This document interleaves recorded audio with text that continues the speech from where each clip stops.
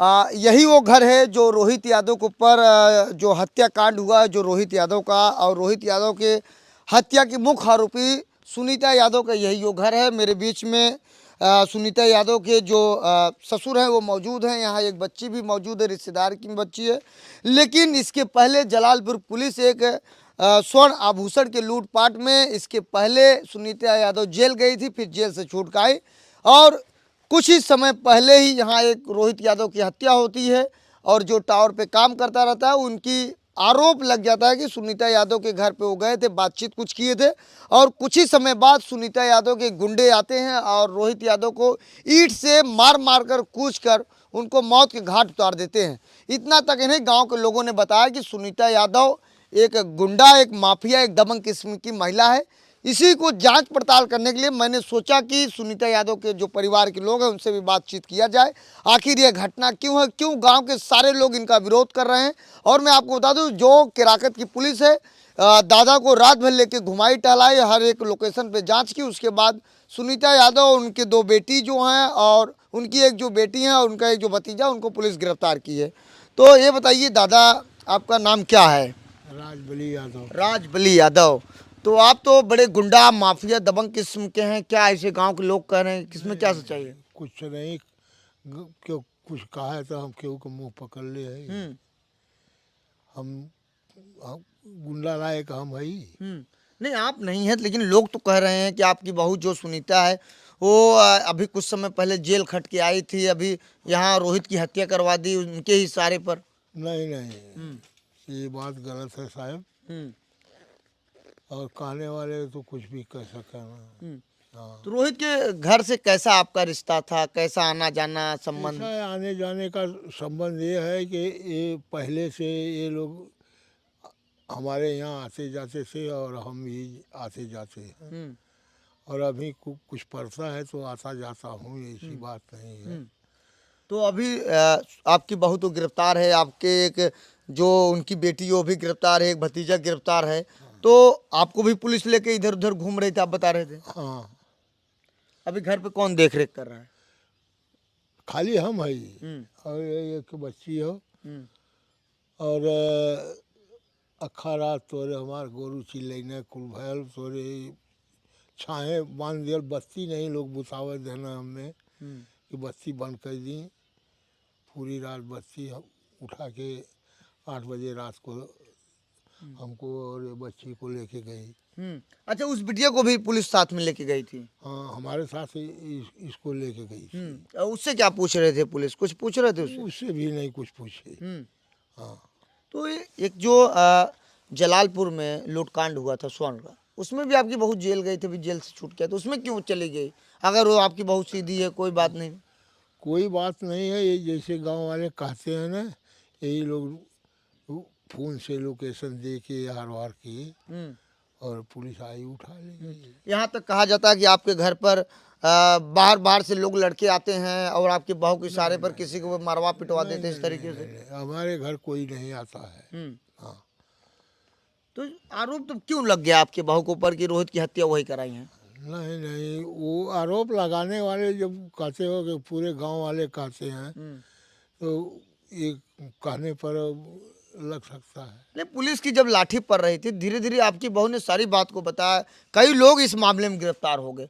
आप बताइए, यहीं आपके घर से लगभग 500 मीटर की दूरी पर रोहित का जहाँ टावर है वहाँ काम कर रहा है, और सुबह आता है रोहित, यहाँ बातचीत करके जाता है, और दोपहर में उसकी हत्या हो जाती है कूच कूच के। तो आखिर तो बात तो यहीं आपके ही घर पे ही आएगा ना, कि इसके पहले भी रोहित यहाँ आता जाता था? नहीं, पहले नहीं। कभी कभी वो ट्रैक्टर लेके आता था तो अपना रुकता था, जाता था, और कोई बात नहीं है उससे। आपके जो सुनीता यादव जो पति हैं वो क्या काम करते हैं, कहाँ रहते हैं? वो मुंबई। हाँ। तो आपका कहना है कि बझाया जा रहा है? हाँ, बजाया जा, बजावल जाता है। हाँ। आपको फंसाया जा रहा है? हाँ। लेकिन जो और लोग गिरफ्तार हो रहे हैं, आपके बहू के कहने पे ही तो गिरफ्तार हो रहे हैं। अब कहने पर वो क्या कहती है वहाँ, क्या नहीं कहती है, हम तो यहाँ हूँ। लेकिन ऐसा घटना करना चाहिए था कि नहीं? नहीं नहीं, ये तो बहुत दुखद निर्मम हत्या, ऐसा नहीं करना। अगर कोई बात है तो बात से बात रखी जाती है, ना कि हत्या करके। नहीं नहीं, कोनो बात ना हो। हम लोग एकदम साफ पाक हैं। हत्या हमारे लोग से नहीं हुई है। लेकिन आपके घर पे पूरे गांव के लोग आपका विरोध कर रहे हैं, कह रहे हैं उनके यहाँ लड़के ढेर सारे आते हैं, ये इशारा पे कुछ भी करवा देती हैं वो। नहीं नहीं, कोई लड़का नहीं हमारे यहाँ आता है। तो उतने ढेर सारे गाड़ी मोटरसाइकिल कहाँ से अचानक आ गई? और उस दिन रोहित यहाँ क्यों आया था, क्या बात थी? वो आया यही पूछने के लिए आया था कि झगड़ा कहाँ हुआ। क्या चीज झगड़ा हुआ था?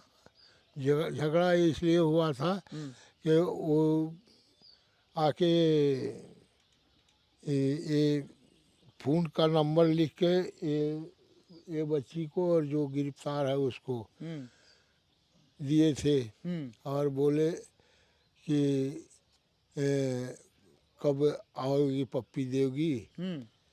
तो वो फ़ोन नंबर लिया, तो लिया के तो वही पूछताछ उसके घर वालों से हो रहा था।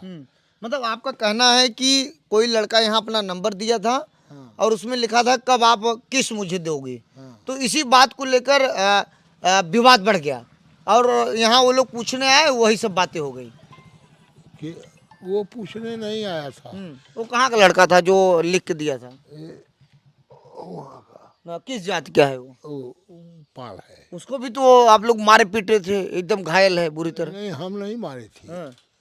वो कहाँ से लड़के आए और क्या है वो वही बता सकता है कि कौन था वो।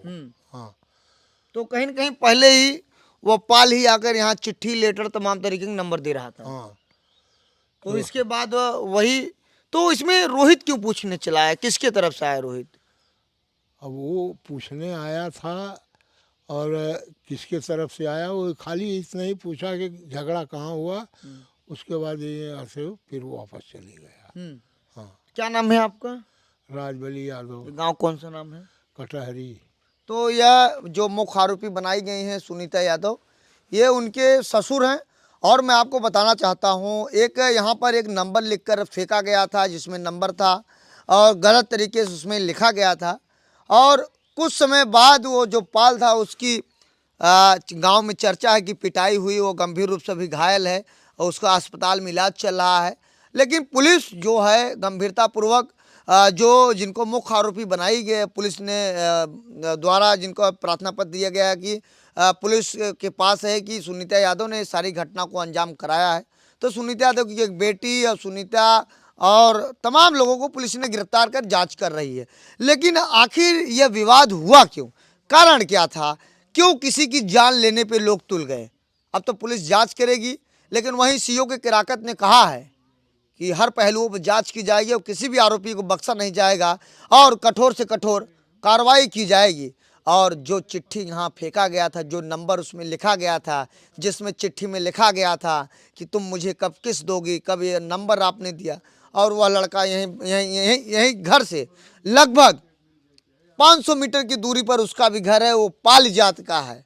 और ये बता रहे हैं वो कहीं से गिर कर आया, कहीं क्या हुआ, उसको चोट लगी थी। लेकिन गांव के मुताबिक कहना है कि सुनीता के घर वालों ने उसको बुरी तरह पीटा, और अभी अस्पताल में उसका इलाज चल रहा है। और कुछ घंटों ही बाद रोहित यादव की हत्या हो जाती है। ये बड़ा सवाल है, आखिर यहाँ रोहित आया नहीं होता तो उसकी हत्या नहीं होती। लोग आशंका जता रहे हैं कि सुनीता के ही इशारे पर रोहित की हत्या की गई है। और इतना ही नहीं दोस्तों, सुनीता का गांव में एक दबंग किस्म का माहौल है। वो कब किसको कहाँ पिटवा दी, कोई किसी का भरोसा नहीं, इस तरीके के लोग कह रहे हैं। ये तो जांच का विषय है, जांच होगा, दूध का दूध पानी का पानी सामने हो जाएगा। लेकिन यह घटना बेहद दुखद है। फिलहाल सुनीता के ससुर का कहना है कि मेरी बहू को गलत तरीके से फंसाया जा रहा है, इस मामले में उसका कोई हाथ नहीं है। और कुछ समय पहले सुनीता जेल से, जो जलालपुर में एक आभूषण लूटकांड में उसका नाम था, जेल से अभी कुछ समय पहले छूट कर आई है, जेल गई थी।